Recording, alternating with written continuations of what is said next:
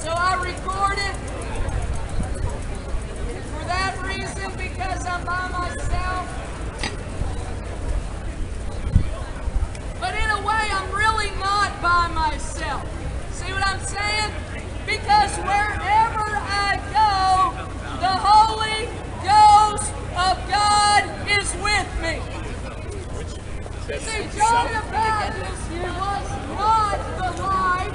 He was a testimony of that light. John the Baptist's highest calling was to say, "Behold the Lamb of God." And if I can get everyone here to take a minute to behold Jesus Christ, think about what Jesus suffered on the cross, then my trip here was not in vain. Berkeley, turn to Jesus Christ. Berkeley, repent of your sins. God is holy. He will not share His glory with anyone else, including you or any other God. The Bible says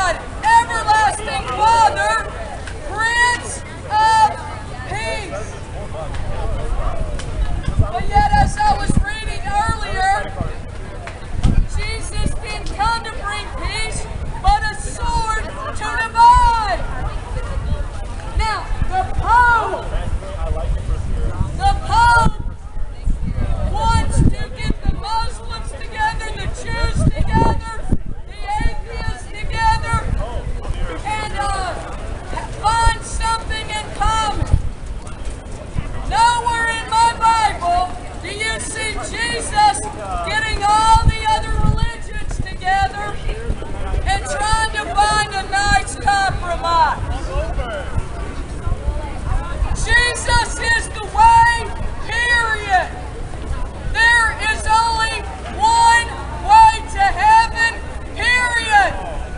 I don't care what the Pope says. The Pope brings no hope.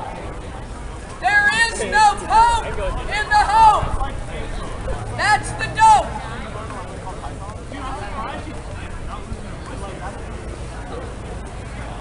You want some hope? Go to Jesus Christ. You don't want hope? You know, it's a sad life to not want hope.